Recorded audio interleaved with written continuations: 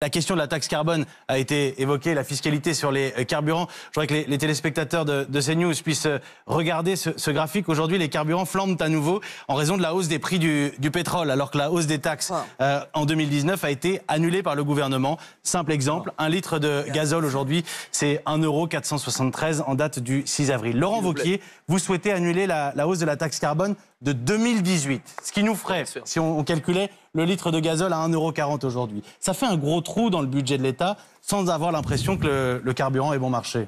Mais pardon, ça fait surtout un gros trou dans le budget de ceux qui travaillent. Vous me permettrez d'abord de noter que M. Guérini est resté moins de 15 secondes sur la situation des retraités. Ça déjà j'ai noté, ça ne m'a pas échappé. Ensuite, M. Guérini nous dit « je veux une politique favorable à ceux qui travaillent ».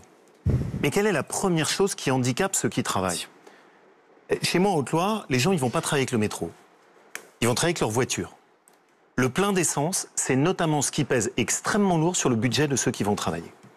Vous l'avez rappelé, le gouvernement a mis en œuvre, en 2018, une taxe qui est appliquée encore aujourd'hui sur l'essence et qui contribue à renchérir de façon importante le coût de l'essence. Monsieur Guérini, je vous ai posé la question il y a 15 jours. Vous ne m'avez pas répondu. Je vous ai posé une question vous demandant très clairement et très simplement.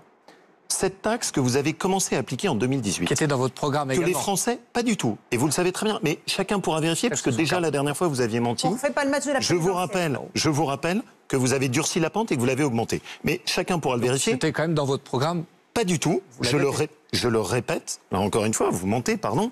Mais vous avez considérablement durci le programme de François Hollande. Considérablement. Vous l'avez augmenté de façon importante. Maintenant, j'aimerais bien qu'on essaie d'être un peu sérieux et d'avancer. La question que je vous pose est simple. Vous avez décidé en 2018 une taxe sur l'essence et le carburant. Elle est toujours en œuvre et elle est toujours appliquée. La question que je vous pose, cette taxe que les Français, quand ils prennent leur plein d'essence aujourd'hui, continuent à payer, vous voyez que la facture de l'essence a considérablement augmenté à nouveau. Est-ce que vous vous engagez à la supprimer ? Je me suis exprimé de façon la taxe 2018 simple sur ce sujet. Rapidement.